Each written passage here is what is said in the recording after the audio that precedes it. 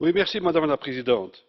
La discussion annuelle que nous avons sur le rapport des droits de l'homme contient un risque, celui de voir la routine s'installer dans nos débats quand ils portent sur le respect des droits de l'homme dans le monde.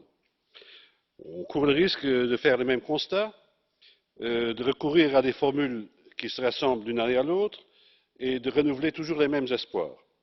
Aujourd'hui, c'est différent. Cette inquiétude est vite balayée. Nous avons devant nous un rapport bien réfléchi, bien structuré, aussi précis que possible. Le rapport que nous a présenté Mme Wiseler Lima est une référence incontournable pour les semaines, les mois et peut-être les années à venir en matière de discussion sur les droits de l'homme.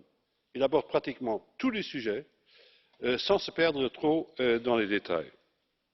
Elle aborde aussi les tendances lourdes qui conditionnent le respect des droits de l'homme dans le monde. Et parmi ces tendances lourdes, elle regrette bien entendu le recul du multilatéralisme. Qui dit recul du multilatéralisme dit trahison d'une méthode qui a fait ses preuves, abandon d'un acquis en matière de respect des droits de l'homme. Qui dit recul du multilatéralisme dit aussi le constat, ou fait aussi le constat que certains pays de l'Union européenne, du Conseil de l'Europe et au sein de l'Alliance atlantique se sont laissés conduire dans cette dérive. Il est particulièrement fâcheux de trouver parmi eux des membres mêmes de l'Union européenne, disais-je. Alors pour terminer, comme j'ai peu de temps, j'aimerais demander à la Commission les suites qu'elle entend réserver à nos propositions.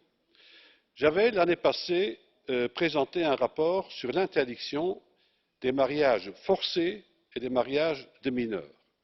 Et nous avons, en tant que Parlement européen, voté majoritairement de faire de l'interdiction du mariage des mineurs et des mariages forcés un élément de conditionnalité dans notre démarche en matière de relations extérieures.